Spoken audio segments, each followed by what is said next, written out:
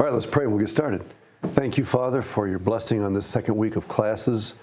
We pray that as we talk about power distance today, that you would help us to understand more about not only what we do, but why we do it and why it's done differently in other places, and grant us an ever-increasing appreciation for the various cultures of the world and characteristics that can help us better understand them and, as a result, better apply the message of the gospel. We thank you in Jesus' name, amen. All right, today, Justin is going to give his report. So you are the guinea pig, and come up, I'll give you this here so you can be heard by everybody. You can hook that or just whatever you want to do with that. Yeah. All right, thanks.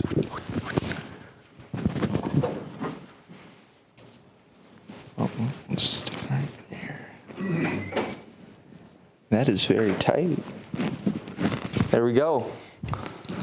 Well, good morning, fellow students. My article was on making disciples of oral learners, written by the International Orality Network. So the main point of the article is just trying to get people to think about how we present the gospel to a culture that is more used to learning by what they hear than by what they read. Too often, and actually, I think the article gave a number. It says 90% of Christian workers teach with a literature approach. They teach from books. They teach from what has been written down, textbooks, and often things get mumbled jumble in between all that. You know, an oral learner, they love stories, they love their proverbs, they love drama, they love songs, they do things by chance and poetry. But too often, we teach by lists, outlines, word studies, printed pages, and analytical expositions. And what happens there is that the gospel gets lost because it sounds confusing, because it's presented in a way that they don't understand. Being an oral learner doesn't mean that they don't have the gospel written in their language. That's a common misconception that the article brings out. But what it does mean is that, the people are based, that they like to hear things, and that's something a missionary has to learn about that culture. Gotta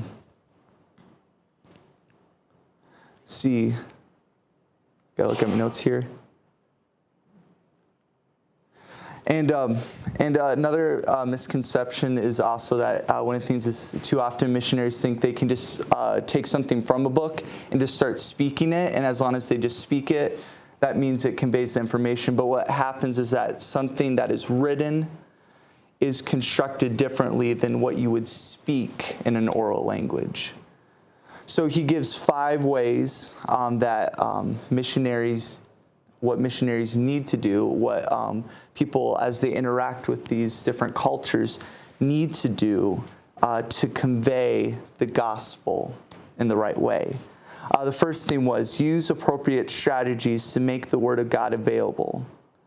So what he's saying is that often, you just need to start by telling a story. You need to, and he says one of the things that is very helpful to do is to find people in that culture and construct a story with them about what the gospel is. So, you share the gospel with them and you find out what the best way to convey the story is, how to catch their attention. The second thing is use oral communication to convey the message of the gospel. Craft a story with the people. Use oral communication to convey the message of the gospel. So you just... Number 3, equip relative native communicators. Too often people think, okay, once someone's a new believer, you can just start, that's when you can start throwing literature at their face. But what they encourage is that discipleship also keeps continuing with the oral tongue. They say it's actually very effective for second and even third generations to learn orally. Number 4, use oral means in making disciples to avoid, if I can say this right, syncretism. And I did have to look this up. maybe you guys know it, but it's pretty much what often happens when you have two cultures or religions collide with one another that don't understand with each other. Sometimes somebody will take a little bit of this religion, a little bit of this religion, or this culture, and combine them into one. And the danger of when we convey something in a literature format to an oral learner, they're not able to learn something completely. So they take only a little bit. They might think some things of Christianity sound nice, or some things of the gospel make sense, but they add it to their religion instead of completely changing the worldview. And the fifth thing is that we also need to be aware of secondary oral learners. A secondary oral learner is someone who actually may be well versed in how they can read. They do interact with a lot of literature material, but they still rely on mostly on what they hear. So there might be these secondary oral learners that are being affected by different Western ideas and literature, but they're still based off their culture and they rather hear and learn things. And one of the interesting things is that the article really was showing that these people are actually very important to a culture because they actually can convey the gospel in a lot of different means. They're not usually your face-to-face people. Like, let's say you went to a tribe that's excluded. Usually you just go face-to-face and you tell them that story. A secondary oral learner learns more from things like radio, movies, songs. And what makes these people so important is that they're actually able to communicate the gospel in a different way that can easily spread. Because, a lot of these people can even convey the gospel through the internet. So, so kind of just to summarize the whole article, it's just trying to show that we need to be careful as we go into culture that we don't try and just convey things through a literature sense, but that we find out how they convey the gospel in their language. That'd be it. Yeah, great. Thanks. That's perfect. Concise. Really good thoughts. You set the pace for us. Thank you. Who's on for next week? Okay, Delaney. You have a preference? Monday, Wednesday, Friday? Okay. You guys don't have an away game Friday, do you? Week from today? Yeah. Coach would probably let you skip it so you could listen to Delaney's presentation, right? This is fascinating.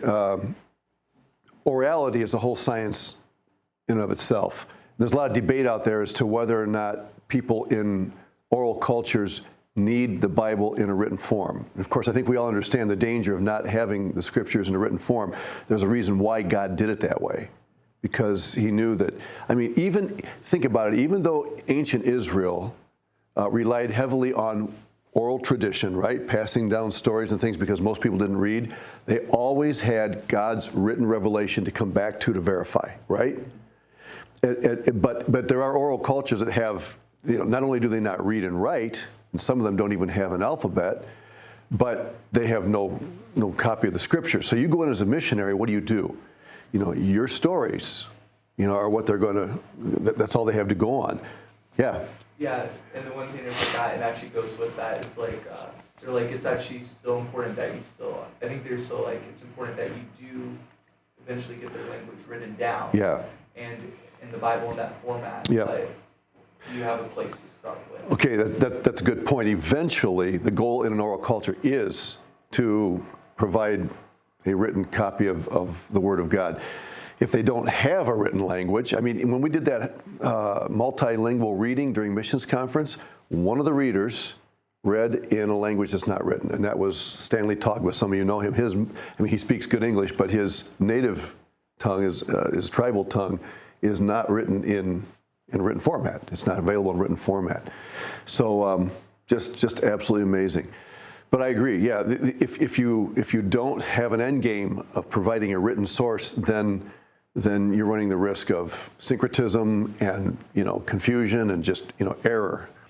So the Gospels, just one other comment. The Gospels were probably written, the first Gospels, Mark, Matthew, probably somewhere in the 60s, although there's some debate, okay?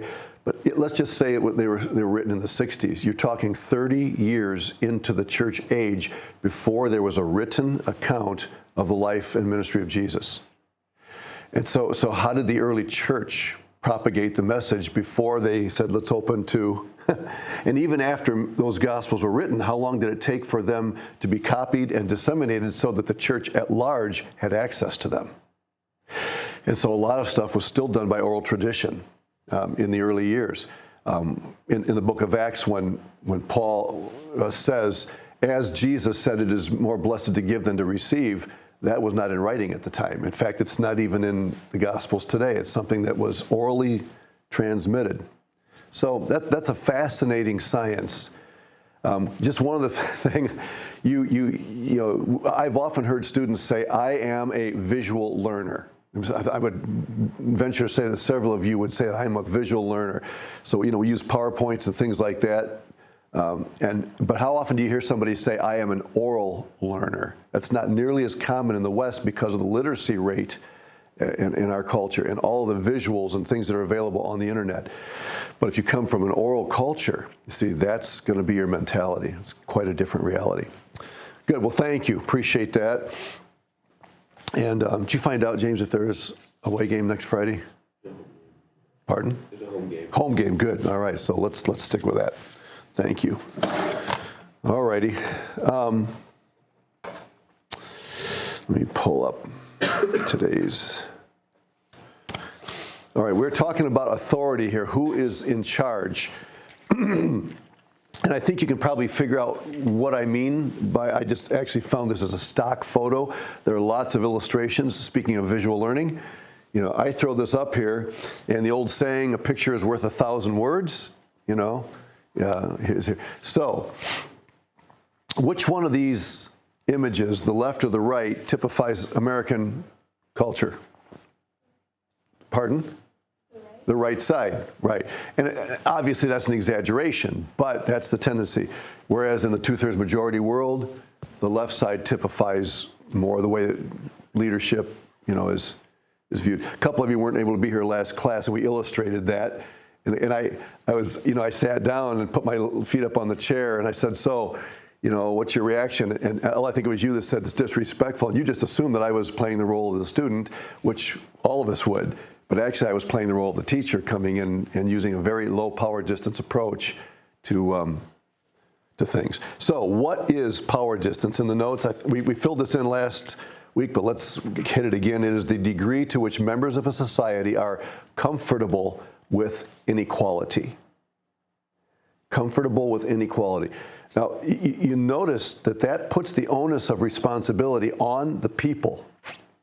Power distance oftentimes is not determined by those in power, but by the larger populace that decides, you know, what it'll put up with. In other words, in our country, you know, we'll often fight back if we feel like somebody's got too much control, too much power. You see, in other countries, not so much. But oftentimes, power distance is determined more by the populace than it is by the people in charge. Number two, a few introductory thoughts. Power distance structure. By the way, just high and low power distance are the terms here. I think everybody gets those, what that means.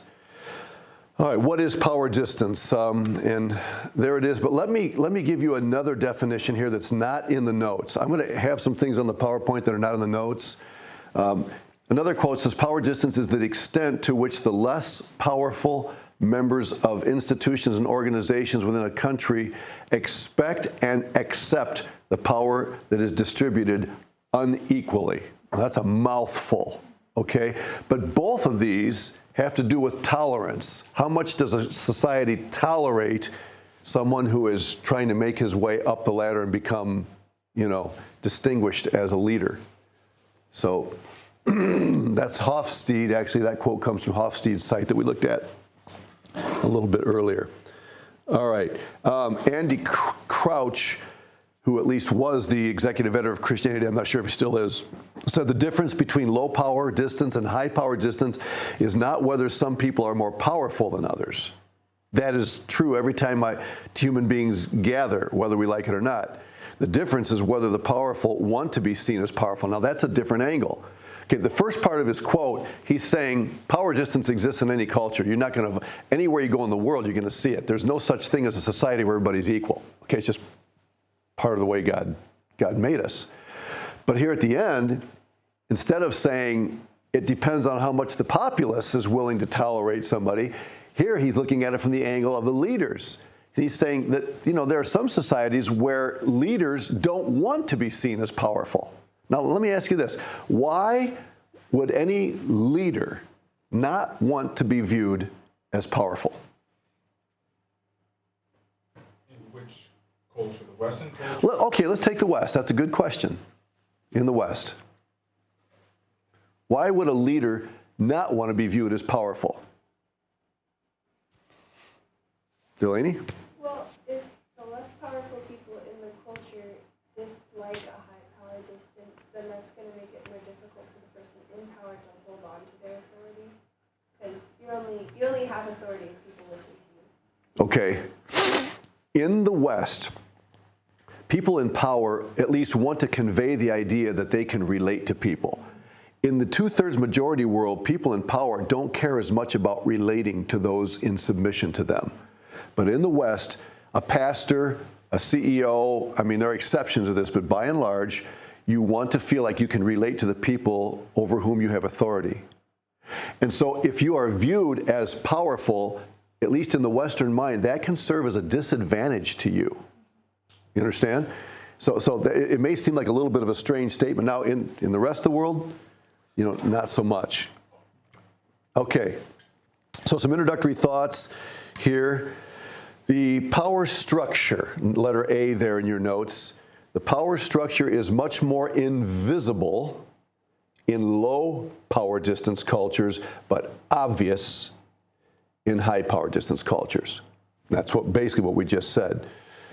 In the West, we don't, in fact, it's not an exaggeration to say that CEOs in the West oftentimes actually take pride in the fact that people can't tell who's the CEO, because they value the participation of the group, and they like the image of, we're a team working together. Letter B, personal beliefs have a lot to do with one's view of power distance. Okay, personal beliefs. And we'll look at some scriptural examples in a little bit. Letter C, neither approach is what? Better than the other. Again, we're getting back to the same idea that these values are not morally right or wrong. They're different ways of looking at it. And we'll see examples in the Bible where you can find both legitimately. D, now for some reason, a lot of people who study culture pick on the French a little bit more. The French stand out in Europe. They have a reputation. And so I'm not trying to pick on the French here, but the French, letter D, have a much higher power distance than other European nations who are quite similar in other areas. And I hope that, Miriam, would I be correct in saying that if you go to France, the power distance is considered higher, the formality of leadership is more important than in Germany? Yeah. And there are lots of reasons for that, and which I would not be prepared to elaborate on. Pardon? Can you say that one more time? Letter D, what was that? Letter B, yeah. D. D. The French have a much higher power distance than other European nations who are quite similar in other areas. Yep. There's a formality among the French that you don't find in other places, and that goes back a long time. E, India is a prime example of extremes from high power distance. I just remembered students online here. I don't think I have the setting here. No, I'm sorry. Let me get this. Okay, I apologize for that. All right. India is a prime example of extremes from high to low power distance. India is incredibly diverse to begin with. You probably can't go to any single nation in the world and find more diversity than you'd find in India. incredibly diverse culture.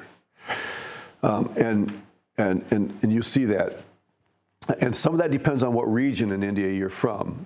The north is very different from the south, so on. All right, so, sorry, I got a little behind on my slides here. There we go. Okay, everybody get that down? All right, now, how do these power distances influence our social interactions? We're going to look at several kinds of communities within a community and answer that. So let's start with the family. Letter A is the family. Let's look at the family first in a high power distance culture, okay? Letter A, it emphasizes obedience to authority. Now, you say, wait a minute, we stress obedience here in the West as well. Okay, we do. I mean, any family, in order to survive as a family, has to have an element of obedience. Otherwise, you have anarchy. So what would be the difference between the concept of obedience in a family, father, son, mother, daughter, parent, child? What would be the difference between obedience as viewed in the Western family, do you think, as opposed to the two-thirds majority family? Where would the difference come in? Yeah. Maybe in like a high power distance, like the obedience to an authority is never questioned by a child. Okay, and that is exactly right. And again, we're being stereotypical, we understand that, but in concept, in the two-thirds majority world, children obey unconditionally. They don't ask why or questions. How many times have you heard a Western parent say, man, the first two words my child learned were no and why? Why? Anybody else want to add to that? That's very good. Some of you are familiar with the book, Seeking Allah, Finding Jesus. And this takes us to non-Christian religions. But the guy who writes that book, who's now with the Lord, by the way, died of cancer, he made a statement in there that just really, really helped me understand what goes on in the average Muslim mind, but this is also a characteristic of the majority world. And that is that people in those cultures are taught to listen to their elders and believe what they tell them and not to investigate for themselves. And it's not just Islam. We had a Jewish guy come to class, okay, Stan Skriloff. And he said that when he challenged, when he very respectfully asked his rabbi a question about Jesus, the rabbi said literally, shut up and do what I tell you and learn the things I tell you to learn. And again, that's going to vary some from, but because Nabil, the guy in the book, was living in the States, there was a different mentality regarding research and figuring out, the truth. And so David, the guy that was witnessing to him and trying to win him, got him involved in research about Islam, and he began to discover things that he would never have known, would never have been told him otherwise. Okay, and so that's outside the family, but still, that's a characteristic that's very important. Well done. Letter B, high power distance and collectivism usually go together. Remember we said that identity is foundational to all of the other values, and it's very hard to talk about the other cultural values without bringing identity back into it sooner or later. So collectivism usually goes with high power distance because the group depends on the people in charge to make decisions on behalf of everyone else. 70% of the world is collectivist and high power distance. And that goes back to your statement about the family. Children aren't wired in those cultures to think, now, why is Dad asking me to do that? It's Dad who's asking me, therefore I do it, or telling me, right?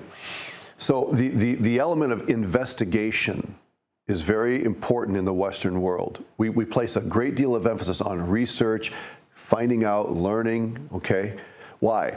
Because if you're going to be an individualist, you have to know what you believe and why you believe it. All right? So 70% of the world is collectivist and high power distance. I don't know about you, but this just reminds me of how much we take this for granted. We don't really stop to think. We just assume everybody in the world thinks through and knows why they believe and stuff.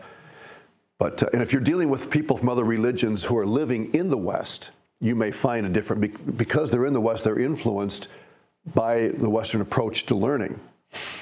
Letter C, in parts of India, children are expected to depend on their parents even after they have married and established their own homes. Now, does that sound weird to you? I mean, what Bible phrase comes to mind immediately in reaction to this? Leave and cleave. Exactly. So we understand leaving and cleaving as I am now my own family. We are our own unit. Okay? How would someone in the majority world understand leave and cleave?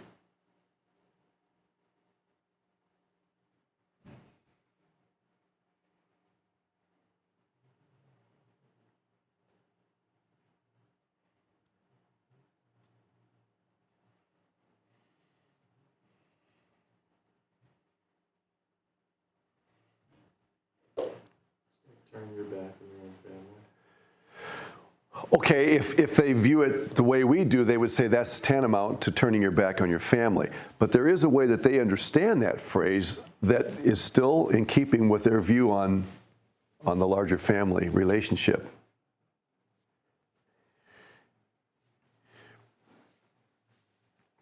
It would be a question of degree, okay? They would, is that what you were saying? No, Go ahead. It's culture where I came from. It's the male the one stays with the parents when they get married, Mm-hmm. and the daughter of the family, if she's married, she goes with the husband's family. So I'm not sure if this even relates to cleaving, whatever that is. Yeah. Okay, yeah, so she's the one that leaves her family and cleaves to the family. Now the interesting thing is in Genesis, actually the statement is made regarding the husband. A man shall leave his father and mother and cleave to his wife, and they two will be one flesh. You see? So that he's actually looking at it from the opposite angle. It's the man that's leaving his parents and cleaving to his wife. But I do think it's a question of degree. In other words, Christians in India or other countries like that would acknowledge that there is a leaving and cleaving. There is the formation of a brand new family. But they would not take it to the extreme of saying, we're our own family, you know, we're going to do our own thing. We don't have to listen to what mom and dad say and so on. Now, you guys, coming from Christian environments, would probably take a middle-of-the-road approach on it and say, you know, even though we're one family now, a new family, there's value in seeking the counsel of our parents.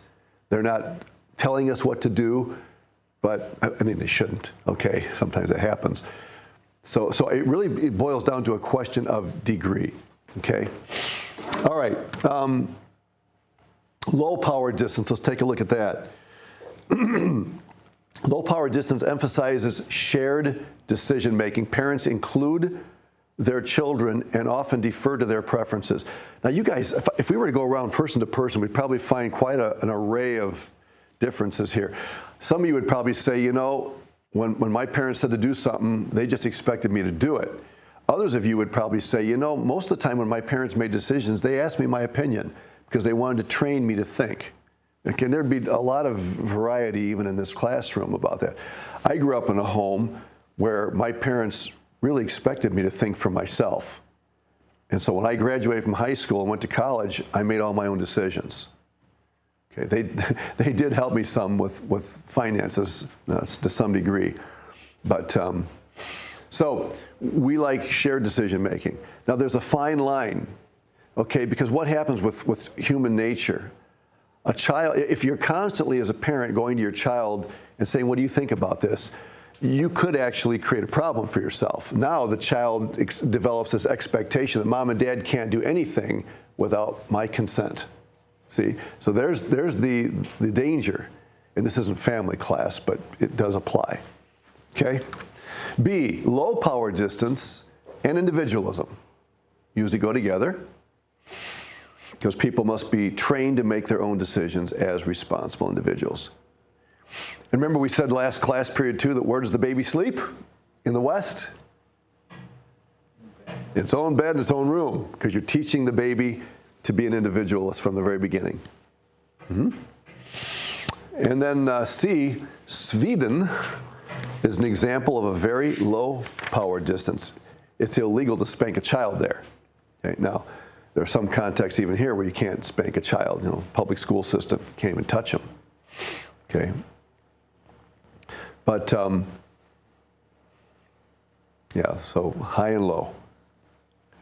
Questions or comments about that? Is that making sense? I'm guessing most of you would be in the middle when it comes to power distance. You'd be somewhere in the middle. Yes, Jules?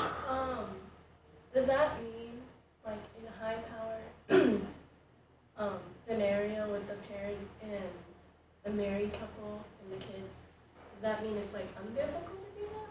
Or, like, not unbiblical? Unbiblical to do what? To, like, cling to your parents 100% when you're Normally, any extreme is dangerous. It just as a general rule of life, we spend our lives trying to find a balance in a lot of areas of life. And I would say that applies in a lot of these values that we're studying here. Most of us, there's no example anywhere of a culture that is completely one or the other. Some are very close, but most of them represent a balance of some sort. And we spend our lives trying to find that balance. At my age, I'm still dealing with a balance in a lot of questions I think about, you know, things that aren't explicitly stated in Scripture. Yep. So there's an art. You know, the study of culture is just as much an art as it is a science. And it's art in that sense. Science says this is what we believe about cultures. These are characteristics. The art says this is how we make it work. And that's a lifelong endeavor. It's a good question. All right. Let's talk about school. High power distance. In a high power distance culture, in the school system, learning, this went off on its own. Let me get it back on for you to see over here.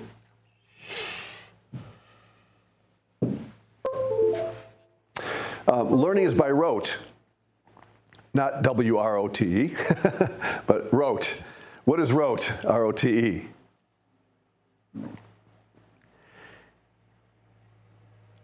Memorization. Yeah, if we wanted to create a synonym for that, parroting. You know, anybody ever watch the Nativity movie called The Nativity? It's really good, and part of that at the beginning, they're practicing that. They're going through a Bible story, and the mother there is saying part of the story. And then the children are responding with the next part of the story. And then she says part of it. It's basically rote memory.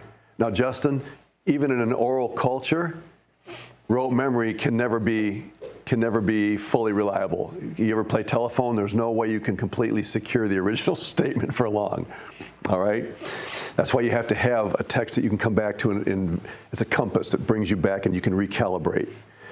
But in a high power distance, if I were teaching, if we were in a high power distance culture here, I would not even be asking you all of these. I might, okay, we're being stereotypical, but not nearly as much. I'm asking you questions, you're making contributions, and it's all contributing to our learning experience. That doesn't happen nearly as much in a high power distance culture. And because the teacher is assumed to be the authority. In fact, let me just take it a step farther. In some high power distance cultures, if the student makes any kind of a contribution in the classroom or asks a question, you know, could you please clarify this? It is interpreted as the inability or failure of the professor to teach the class adequately. So you raise your hand, you say, Dr. Mark, I didn't quite understand what you were saying. Could you repeat that? You know, I like that because that's a barometer for me. It helps me to understand if I'm communicating well. But if I were teaching in Japan, for example, I would be offended by that statement, and your classmates would look at you like, how could you possibly dishonor the teacher that way? So what do in a class? If they didn't get what the professor said, what would they do? How would they figure it out? Yeah. Look to the next neighbors. Yeah. You wait till class is over and you find one of the smart kids in the class. You say, hey, what was he saying? Did you get that? Now again, I'm being stereotypical, I'm speaking in extremes, but as a general rule, that's the way it works. I've heard of Americans going to other countries like that and, on a short term to teach a course or something. Nobody's looking at them, nobody says anything. He says, you have any questions? Nobody has any questions. Any thoughts? No thoughts. And the missionary walks away and says to his colleague, I think I'm just totally blowing this. I mean, they act absolutely totally disinterested in everything I'm saying. What is it about? What is it about me as a person? Because I'm an American? And the colleague turns and says, no. They're soaking everything in that you have to say. They just consider it disrespectful to speak up in class. See? So that's why it's so important that you understand these values and what they represent to the people. All right, letter B. If a student asks a question, the teacher will make up an answer rather than admitting he doesn't know. This is not considered lying, but saving face. You say, well, hey, it's lying. Okay, there are ways to make up answers. In fact, even in the West, we can do that. If I don't know the answer to a question, I can kind of, approach the issue enough to make you think that I know what I'm talking about. I'm not saying I should do that or you should do that, but this is where this becomes a problem. Say, can this be a moral issue? Yes, it becomes a moral issue if my reputation is more important than the truth. Okay, now we've crossed the line. All right. But oftentimes, the teacher, rather than just making up an answer, will skirt the issue by saying something that is not a lie but doesn't really answer the question, so that it appears to the class as though the professor understands. Okay? Saving face. Why do we call it saving face? Why the face? Embarrassment? Yeah, I mean, the face is where we communicate emotions, where we communicate all kinds of things. And that's why in some cultures that are high power distance, a student won't even look at the professor because the eye contact itself can often be viewed as a challenge to that person's distinct authority. And so, in some cases, they'll always look down like this. But saving face is associated with reputation, with your name. In low power distance, a student may be found with his feet up, last class period. Well, this is a student in this case, okay, not the prof. With his feet up, eating chips while waiting for class to start. Now, you guys don't do that, okay? If I walked in here and you had your feet up on the desk eating chips, I might wonder a little bit like, okay. But, a lot of times, that's just considered, hey. And in fact, a lot of teachers like that because they want their students to be what? In the classroom? Comfortable and relaxed. Why? Yeah, because in the Western mindset, being relaxed and comfortable in the classroom actually promotes good learning. Whereas nervousness, intensity, and all that, makes it harder to learn and grow. See, so we will often create classroom scenarios. Now, this classroom, for example, is fairly formal. There's the lectern here. You've got, all the learning stuff up here. Have you ever gone into a classroom where the teacher has stuff all around the walls and everything? And this is especially true in elementary education scenarios, right? But should it be limited to that? You see? But what is he or she trying to do? Create a very comfortable and inviting atmosphere that'll help the student to want to learn. See? That's the Western mentality. All right. The teacher may say, I don't know, without losing respect. In fact, a willingness to admit not knowing is often viewed as a mark of integrity and may boost the teacher's image. Now, if every time I come in here I say, man, I don't know, I have no idea. I'm being very honest, but it's not going to be long before I completely lose my integrity, right? This guy didn't have any idea what he's talking about. But it's just like spices, right? A little bit of that can go a long way in the Western world in helping the students to appreciate the honesty and transparency of a professor. Okay? How about in the working world? High power distance. The boss is autocratic and micromanages the business. Justin. Hopefully this isn't disrespectful for me asking a question, but Oh man, I don't know. Go ahead. I just want to kind of jump into the mind of someone in a high-powered distance. So like it's shameful to ask a question in class, and for like because then it kind of shows me the professor doesn't know something. Okay, I would temper that just a little. Go ahead, finish your statement. I'll come back to that. Yeah, I just is it by not knowing the answer or making them think the professor wasn't doing his job well enough? Is it because it's his role? Is it? Yeah. He's just expected. When the professor comes in the room in the 2/3 world, there's just this assumption that this guy is an expert in his field. In the West, not so much. We still expect the professor to know what he's talking about, but not to the extent, stereotypically speaking, that he can't, that we understand in the West, because of transparency and lower power distance, that even the professor, has a lot to learn about the subject. You see, that's the assumption. When I said it's shameful to ask questions, I want to temper that. If the professor in a high power distance culture tells his students, I expect you to ask questions because that tells me that you're paying attention and learning. Okay, that's different. You see, now it almost becomes disrespectful not to ask questions, but that's not as common as the opposite. Does that make sense? Yeah, it's hard for us to imagine that. Now, maybe some of you are micromanagers. I don't know. If you're OCD or whatever, which I think is.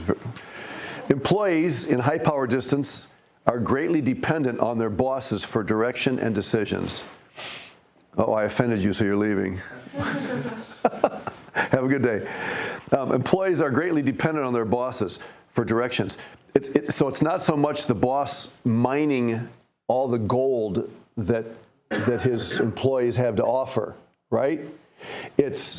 He's the one that knows what to do and everybody follows him. It's much more of a parent-child mentality, even in the adult world, in the business world, than in our culture where it's more of a brother-brother or brother-sister or sister-sister mentality, okay? Letter C, there is minimal social interaction between the two groups. How often in the majority world does the boss say, hey, let's go to lunch? Not very often. Now, there are times when the boss will tell his employees, we have dinner tonight, and they go to a place.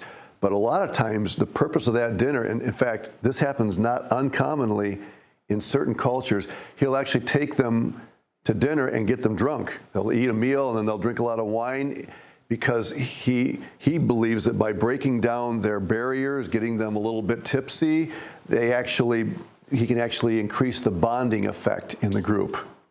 Interesting, isn't it? But beyond that, it's not nearly as common as, hey, what you doing for lunch today?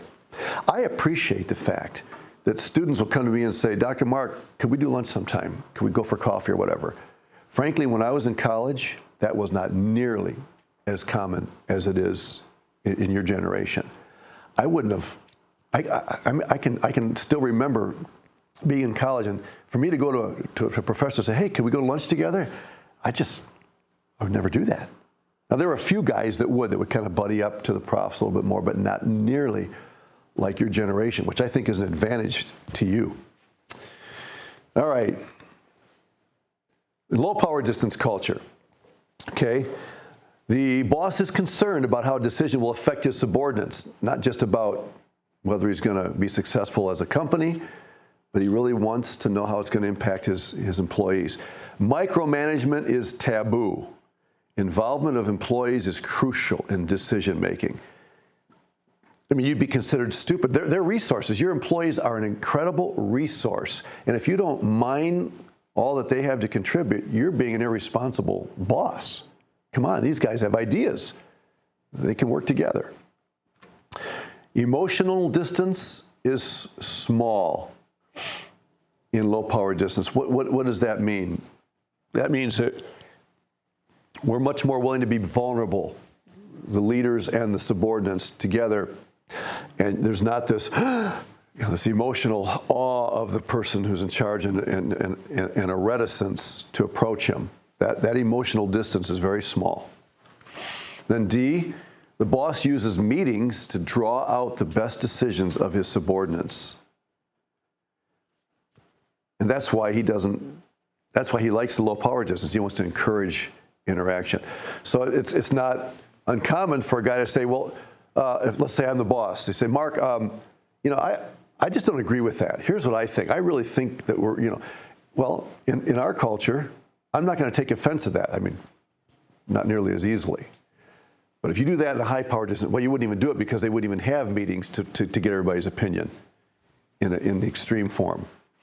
All right, 4, how should we adapt our behavior in light of power distance? Okay, see if we can get close to finishing up here. Whoops. Sorry. Letter A, how we address people.